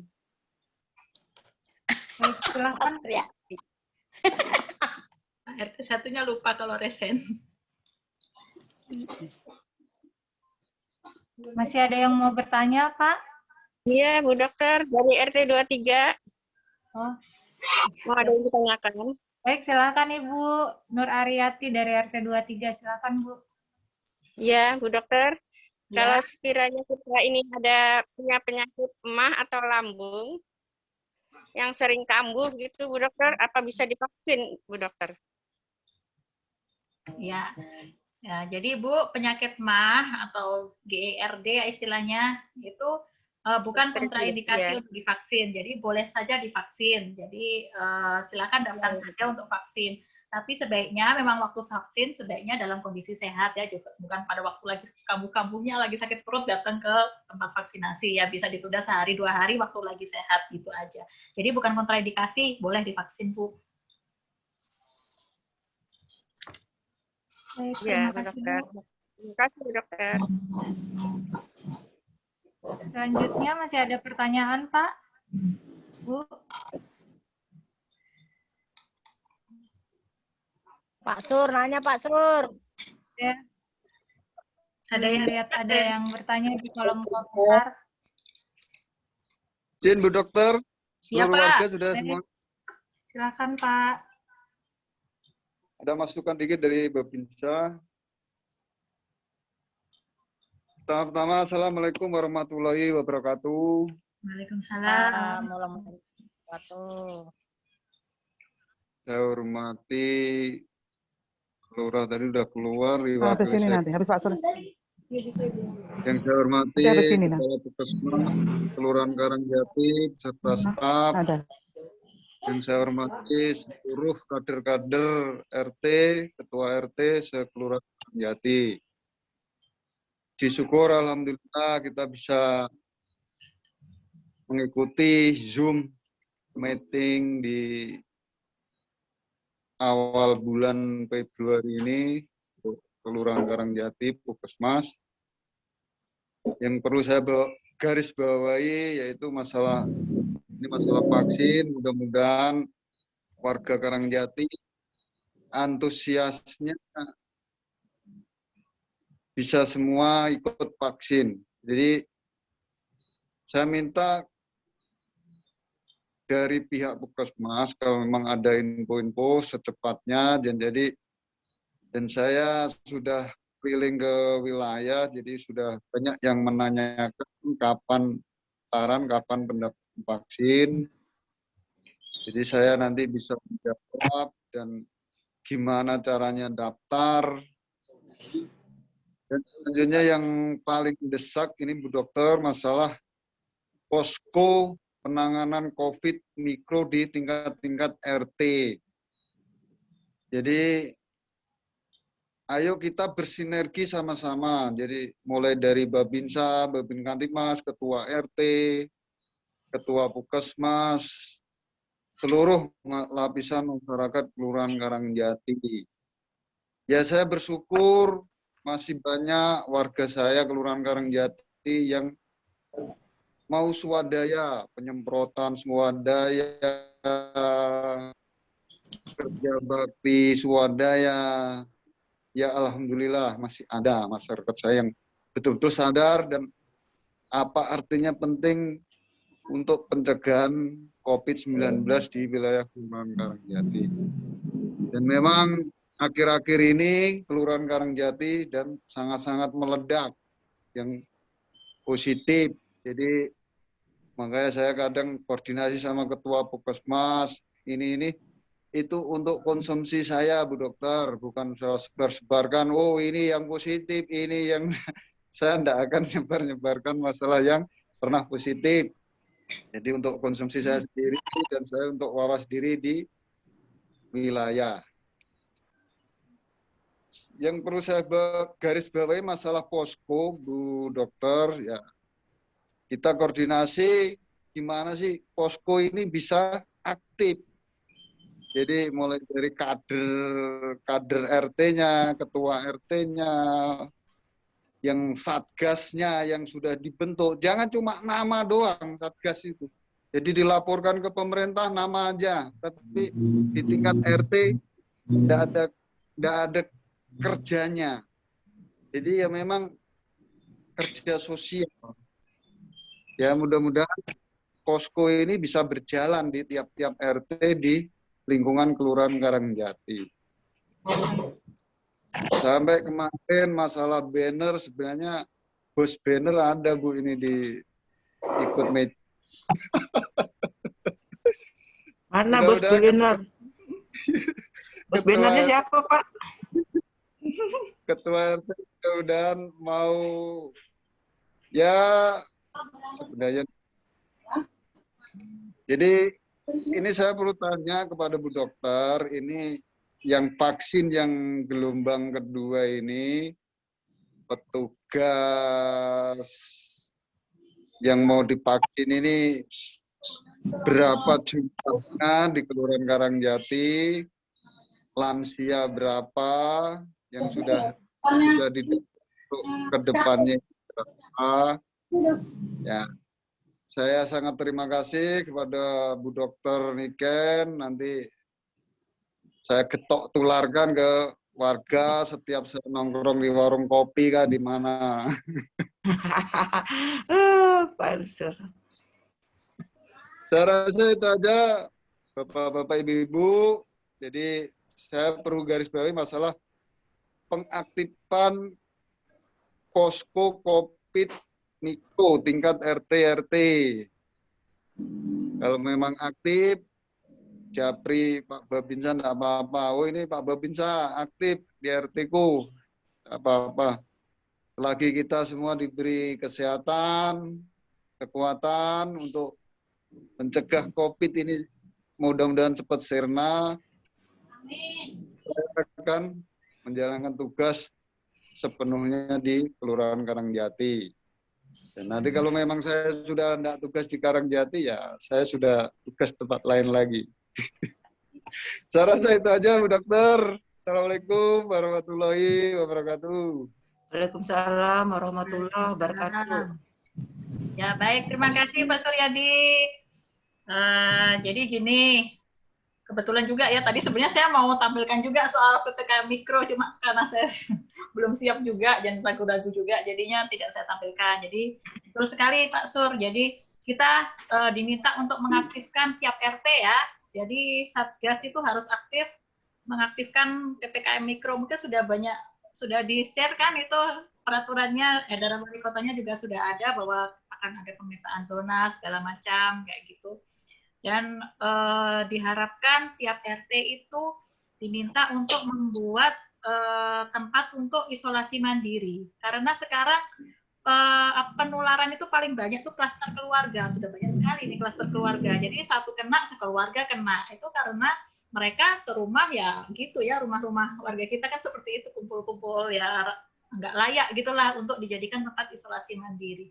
Diharapkan sih setiap RT membuat rumah isolasi mandiri, cuma memang saya paham ya ada yang pasti kesulitan juga ya. Kalau mau pakai posyandunya nggak memenuhi syarat untuk tempat tinggal, nggak ada kamar mandinya segala macam. Terus kalau mau cari rumah kosong, rumahnya siapa gitu ya. Sebenarnya kalau diharapkan kalau yang punya posyandu, sebenarnya posyandu itu bukan untuk yang sakit ya. Jadi posyandunya bukan untuk, maksudnya tempat isolasi mandiri itu bukan untuk yang sakit. Jadi untuk keluarga yang sehat gitu. Jadi yang isolasi, yang sakit itu ya tetap di rumahnya. Cuma yang sehat diungsikan sementara ke tempat isolasi di tiap RT itu. Jadi misalnya mau bikin posyandu dibuat sementara, kan posyandu sekarang tutup juga kan. Dibuat sementara posyandunya dibuat tempat isolasi mandiri. Tapi bukan untuk yang sakitnya tetap di rumah, cuma yang sehat sementara di situ sampai 10 sampai 14 hari kan isolasi mandiri.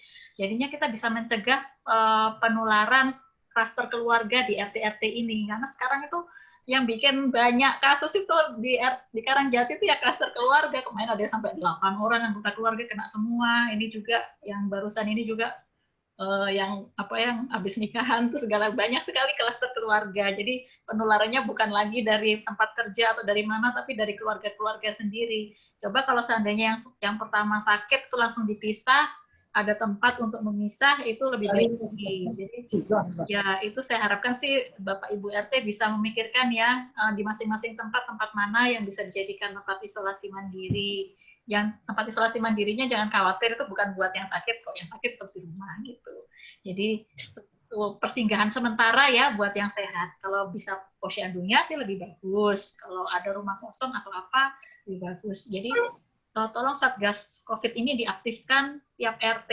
Kalau bisa tiap RT lebih bagus, tapi kalau nggak bisa mungkin berapa RT bergabung boleh juga. Sebaiknya sih tiap RT ya. Jadi Bapak Ibu RT punya pemetaan mana-mana sih keluarga yang lagi positif, kan rata-rata sudah dikasih tahu ya sama petugas saya. Mohon maaf ya, saya sering slow respon soalnya saya pantau ini ratusan orang Bapak Ibu. Jadi saya tuh dari pagi sampai malam itu sering dapat laporan saya positif gitu. Saya oper ke staf saya. Jadi mungkin ada staf saya yang terlambat ngasih tahu ke RT karena dia juga harus komunikasi dulu dengan pasiennya, apakah keberatan. Kadang-kadang kan kita ada yang keberatan dikasih tahu RT-nya kayak gitu Bapak Ibu. Tapi sudah saya sampaikan sih ke staf, selalu dikasih tahu Bapak Ibu RT kalau ada yang isolasi mandiri di wilayahnya. Jadi RT bisa ikut membantu mengawasi, mungkin membantu logistiknya atau gimana. Jadi saya harapkan kerjasamanya di tingkat RT, karena terus terang kami sudah kewalahan nih memantau sekarang kasus aktifnya 50-an nih Bapak Ibu. Itu belum kontak eratnya yang harus kami tracing.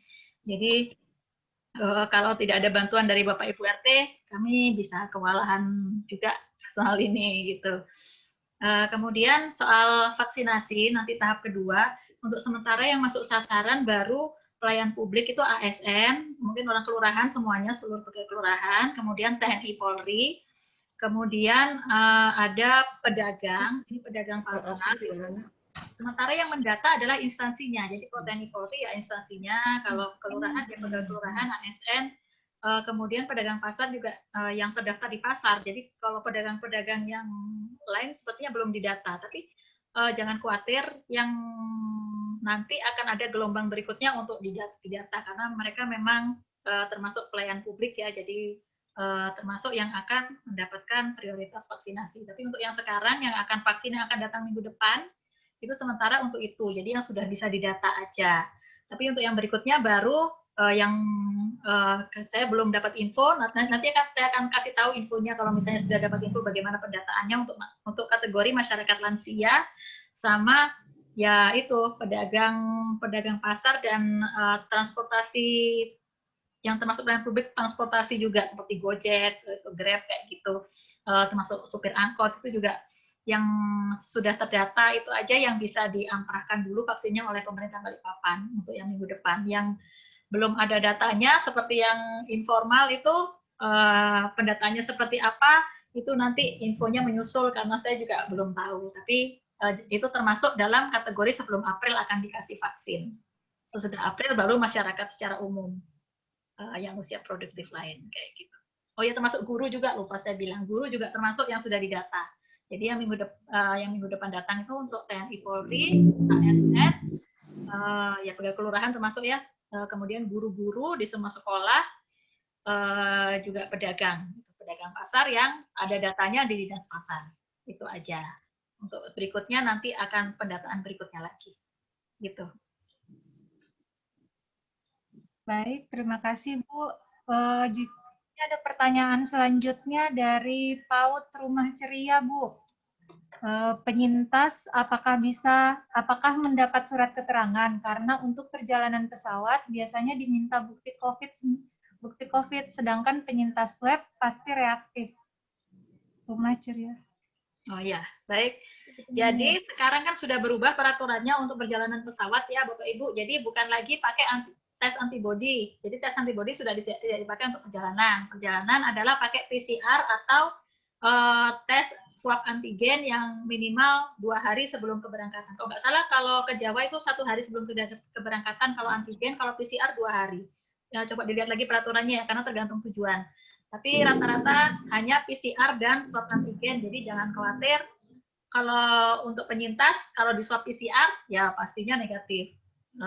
Kalau sudah lebih dari beberapa itu, kadang-kadang ada penyintas itu kalau baru aja PCR-nya masih positif, ada yang seperti itu. Karena PCR itu kan cuma mendeteksi fragmen virusnya. Kadang-kadang masih dia sudah nggak ada gejala selama 1 bulan, tapi dicek masih positif, ya itu tidak bisa apa-apa kita ya.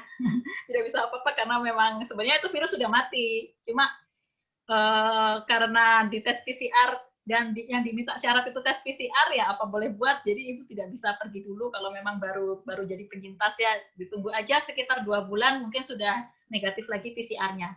Tapi kalau yang diminta hanya swab antigen itu biasanya cepat aja hilangnya ibu. Jadi penyintas boleh swab antigen dan biasanya pasti negatif. Kalau positif berarti dia terinfeksi kayak gitu. Jadi kalau yang swab antibody ya reaktif itu sudah tidak dipakai lagi untuk perjalanan. Jadi jangan khawatir untuk penyintas-penyintas. Dan penyintas pasti bisa mendapat surat keterangan kalau sudah isolasi mandiri dan diawasi oleh puskesmas, tinggal minta surat keterangan. Cuma surat keterangan itu hanya surat keterangan yang bisa digunakan mungkin untuk pekerjaannya, dia bisa bekerja lagi atau bisa melakukan aktivitas lagi selesai isolasi mandiri. Tidak bisa dipakai untuk perjalanan. Jadi yang perjalanan yang memang sudah peraturannya dari Satgas itu hanya PCR dan swab antigen. Itu Ibu. Baik Bu, terima kasih. Ini berapa lama antigen negatif? Tadi sudah dijelaskan ya Bu.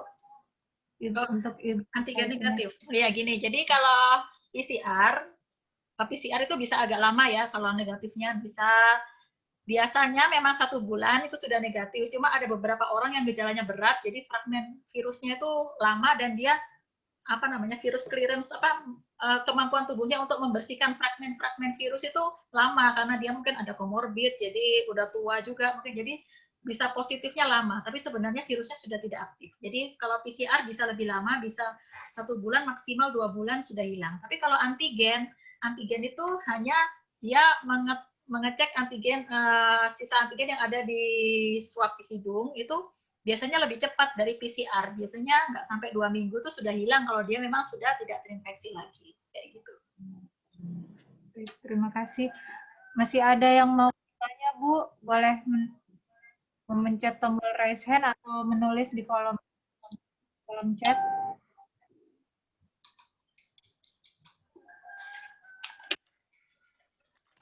Kita masih punya waktu 5 menit untuk kalau ada yang mau bertanya, Pak, Bu.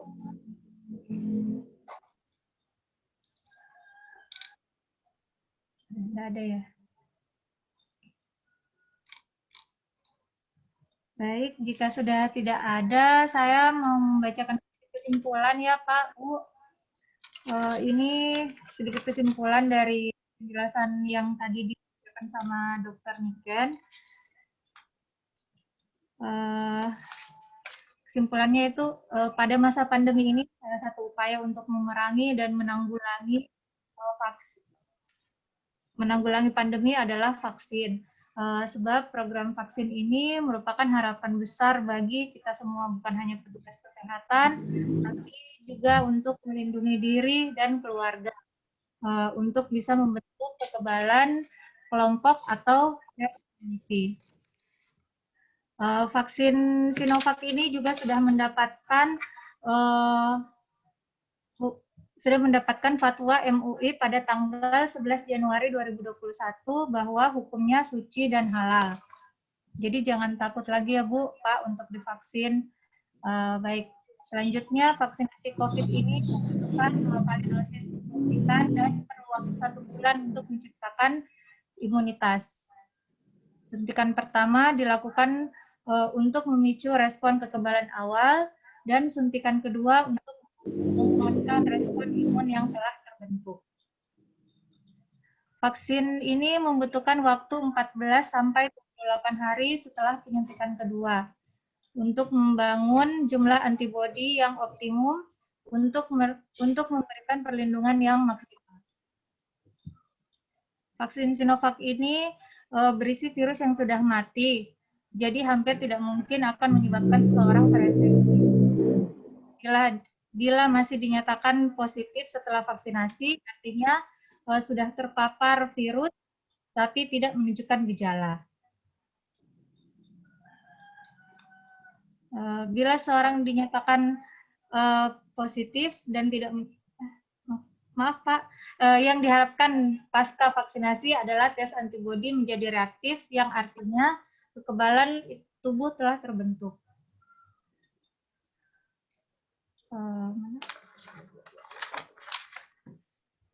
Diharapkan setelah ini kita tetap bisa saling bersinergi, tetap menjaga kesehatan dengan mematuhi protokol kesehatan, memakai masker, menjaga jarak, mencuci tangan, dan menghindari kerumunan. Baik, selanjutnya saya serahkan ke MC Bu Fatmi. Terima kasih. Bu.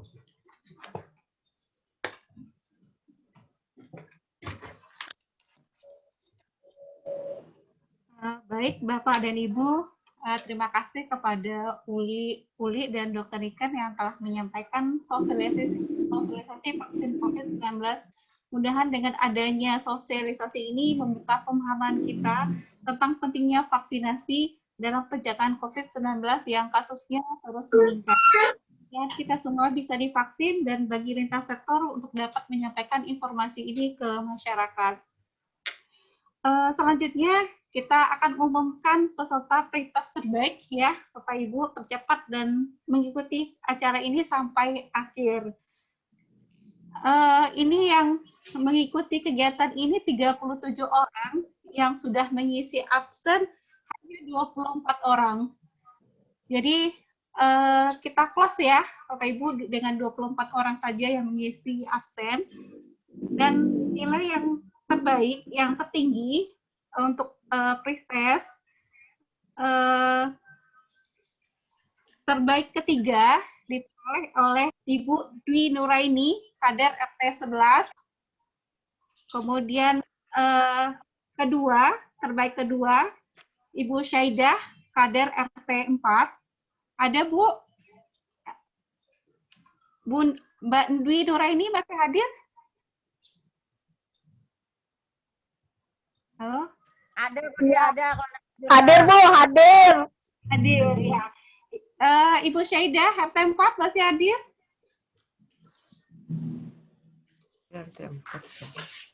Ada Ibu Syaidah? Kalau tidak hadir, kita alihkan ke berikutnya. Oh, ada penilaian. Ya, hadir? Ibu Syaidah? Dan terbaik yang pertama dicapai oleh Bapak Abdul Jalil, Ketua RT 9. Bapak Abdul Mantap Pak Jali. Pak Jalil ada? Nggak ada tuh kayaknya. Tidak ada? Istrinya aja yang ada, Bu. Ada, Bu. Jadi diwakili oleh Ibu ya? Iya. Oke. Untuk Ibu Syaidah udah keluar? Bu hadir. Oh, hadir. Baik. Ya. Jadi nanti untuk pemenang pretest itu hadiahnya berupa tumbler cantik ya Bu ya. Silakan bisa diambil di Puskesmas dengan menghubungi saya. Bisa besok ya Ibu-ibu? Ya, Mbak Fatmi. Iya, Bu. Iya. Sekalian Baik. kumpul laporan aja. Iya, ditunggu laporannya. Yang laporan posyandu yang belum mengumpul ya Bu, ditunggu besok. Yang sudah selesai melaksanakan kegiatan. Jadi isinya vaksin. Baik, Ibu sebelumnya mohon dinyalain dulu videonya karena kita tadi belum melaksanakan sesi dokumentasi. Jadi mohon semuanya untuk dinyalakan videonya. Waduh, kita kayak gembel lagi nih. Ada nggak pakai baju curiga. Sebentar Bu, pasang alis. Bu, pasang bulu mata dulu ya. Udah kelihatan ya.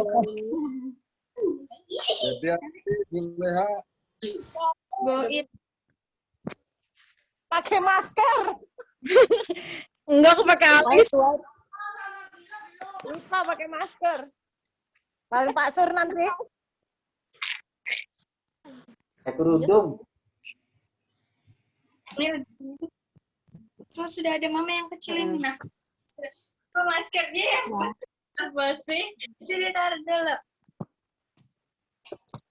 Dan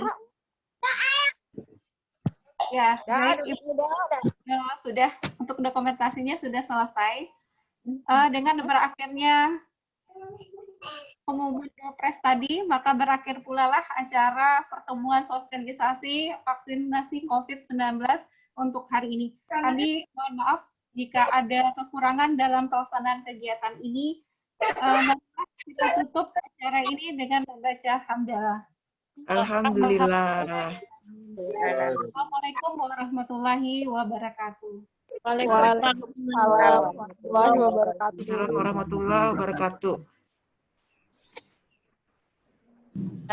Lip. Sudah selesai.